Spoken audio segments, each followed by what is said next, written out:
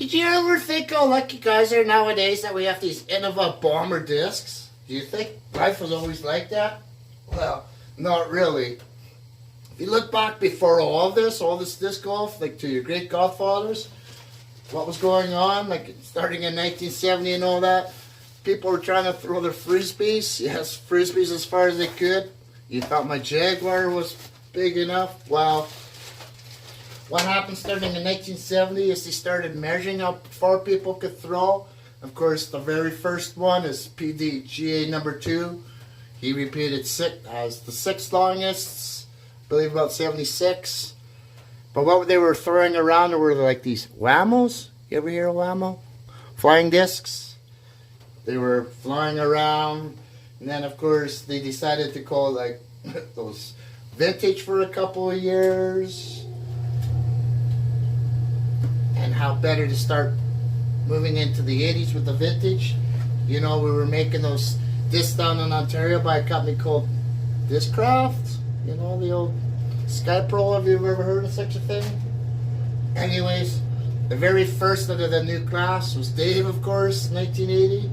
So then what did Dave do to follow that up? When he went away, he came back about 3 years, started playing around with like the old Aviars and like XDs and doing some stuff. And the next thing you know, the Arrow was born, the old Arrow. That was pretty handy. Someone threw it 167 meters, which was really good. Better than the 80-some meters that was going on. Of course, you know, all good things come to the end. Next came along the competition with the lightning discs. They kind of beat that out. So how does Dave respond? Well, Dave is Dave. Comes back about 5 years later with that Phoenix. The Phoenix was the longest thing to go for about 7 years.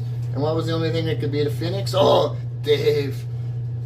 You know, around 93 when the PGA World Championships going on. Never been used from there. Good tournament if you don't know. The only thing that could beat it, of course, is the brother of the Innova, the Viper. Hard to believe that was a distance driver. First one to ever go 190 meters. That's pretty far, guys. So things are going along, and then what happens? Well, then in the mid-90s, this guy named Scott Stokely came along with some disc crafts, a bunch of them, including the X-Tail, set a bunch of records. So what happens? Well, we decided we have to change the name of our division. So we ended off in 2002 with Ken Jenkins with, oh, Innova's back, the old T-Bird. Hard to believe. Oh, what a great disc.